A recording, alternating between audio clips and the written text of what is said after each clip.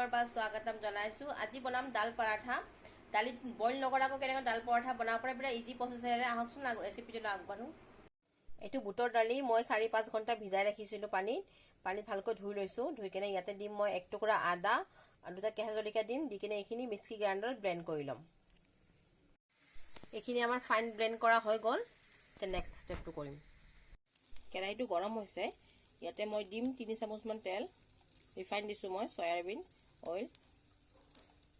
এইখিনি গৰম হ'বলৈ দিম। তেলখিনি গৰম হৈছে। ইয়াতে দিম মই এতিয়া জিৰা দিম আধা চামুচ আৰু দিম হিং।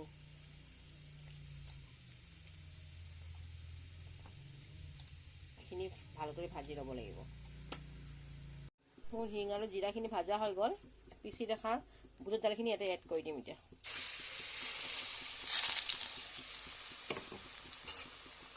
লাহে লাহে ইয়াক পুৰা ভাজিব লাগিব ধুনীয়াকৈ।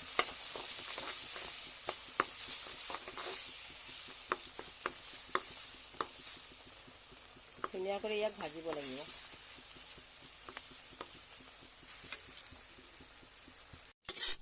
লাহে লাহে ভাজি থাকিব লাগিব, ঝৰঝৰীয়া কৰি ভাজিব লাগিব। এতিয়া এই পৰ্যায়ত এতিয়া আমি নিমখ দিম ইয়াতে সোৱাদ অনুযায়ী।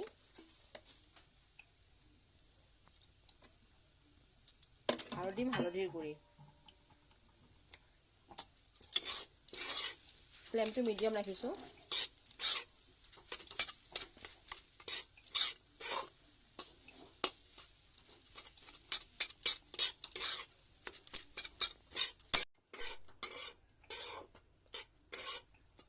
ওচৰৰ পৰা স্নেপটো লওক।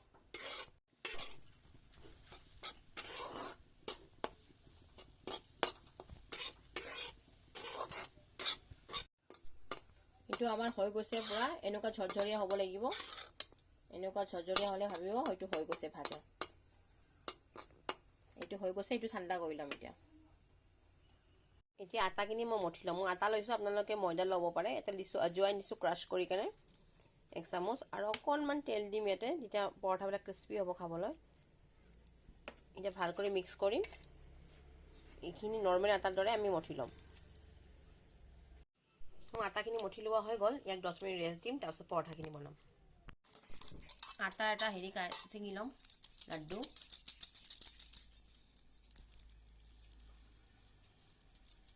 ৰাউণ্ড শ্বেপ দিম।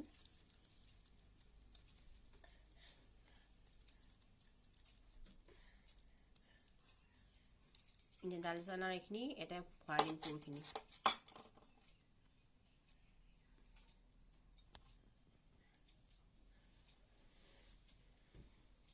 অলপ বেছিকৈ ভৰালে খাবলৈ সোৱাদ হয়। দবাই দবাই দিব।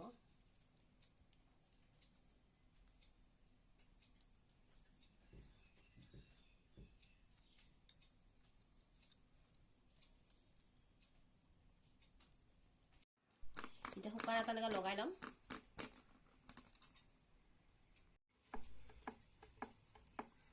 মই বহাই দিছোঁ পেন এনেকুৱা আৰু ঘি দি দিম ইয়াতে।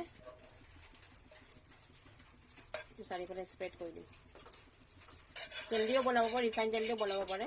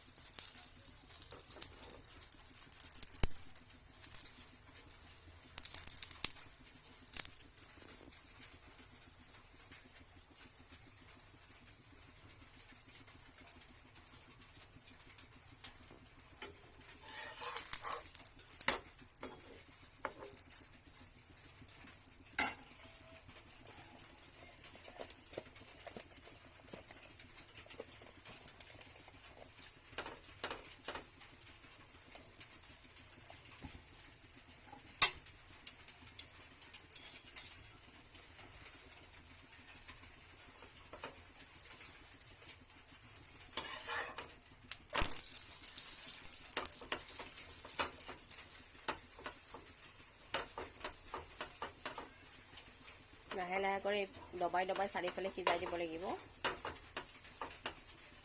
ফুলি আহিছে পৰঠাটো, কি ধুনীয়া।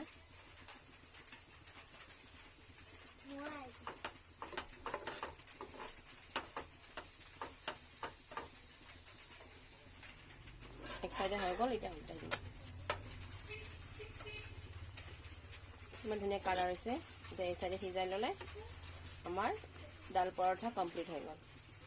ডাল পৰঠা আমাৰ কমপ্লিট হৈ গ'ল। সাৰ্ভ কৰি আপোনাক দেখাই আছোঁ।